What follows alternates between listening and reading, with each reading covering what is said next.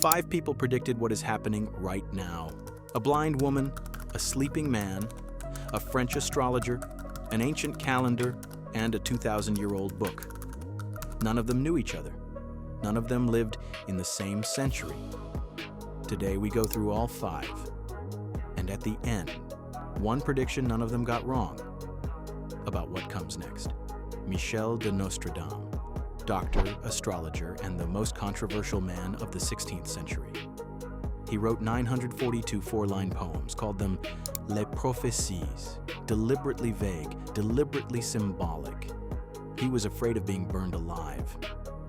Scholars have connected his writing to Hitler, Napoleon, 9/11. You can argue those are coincidences.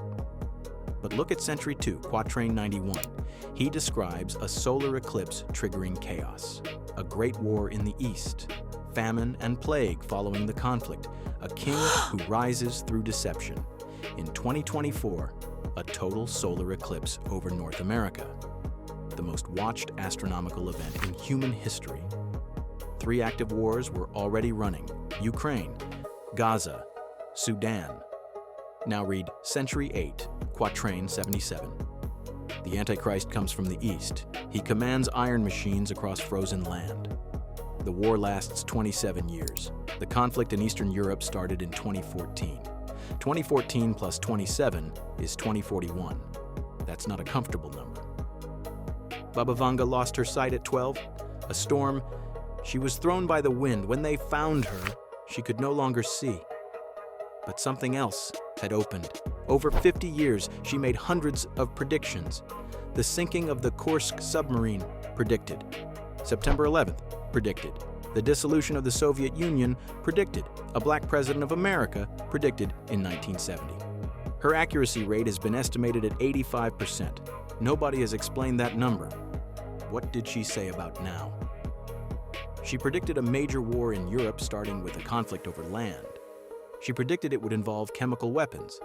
She said Europe would be economically crippled by 2025. She also said something that nobody wants to repeat, that a Muslim army would invade Europe, that Rome would fall, that within decades, Europe as we know it would not exist. Edgar Cayce never claimed to be a prophet. He was a Sunday school teacher from Kentucky. But when he fell asleep, something unusual started happening. He gave over 14,000 recorded readings in his sleep, medical diagnoses, historical visions, future events. When he woke up, he remembered nothing. He predicted the rise and fall of the Soviet Union. He predicted China would become the world's dominant economic power in the 1930s. But his most disturbing predictions were geographic. He said the poles would shift, that coastlines would disappear. New York, Los Angeles, much of Japan underwater. He gave a timeline. The process begins between 2000 and 2001. Sea levels have been rising at record speed since 2001. Scientists confirmed it. Cayce said it first. Everyone remembers 2012. The world didn't end, so we laughed at the Maya and moved on. But that's not what the Maya predicted. They didn't say the world ends in 2012. They said a cycle ends, and a new one begins. A period of transformation, upheaval, transition. According to Mayan scholars, the real peak of this transition, the most chaotic, unstable period, falls between 2024 and 2028. Look around. Multiple wars, climate records breaking every year, political systems collapsing, AI rewriting reality. Is this what transition looks like? The oldest source on this list, written roughly 2,000 years ago, and still the most debated document in human history.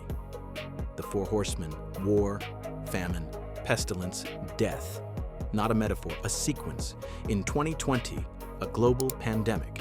In 2022, the Srebrenica, the largest land war in Europe since 1945. In 2023, the worst global food crisis in decades. In 2024, conflict spreading to the Middle East. The Book of Revelation also describes a mark. Without it, you cannot buy or sell. Digital IDs are already mandatory in 17 countries. China already has a social credit system. The EU is currently building a digital wallet for every citizen. Now, for the part we promised at the beginning, every source we looked at today made predictions that are still open. Things that haven't happened yet, or things that are just starting. Nostradamus described a third and final Antichrist. The first two, interpreters say, were Napoleon and Hitler. The third comes from the east. He doesn't invade with armies first, he destabilizes from within. Vanga said that by 2028, all major cities will face water shortages. She said a new energy source will be discovered, one that makes oil irrelevant overnight. She said the country that controls it will control the world. Edgar Cayce said Russia, not America, would become the beacon of hope for the world, not through military power, through a spiritual and political transformation. He said it would happen suddenly, unexpectedly. The Mayan calendar marks 2027 as the end of the transition peak. After that, a new stable cycle begins. But the years between now and then are the most unpredictable. And the book of Revelation? It describes a period of 1,260 days of tribulation.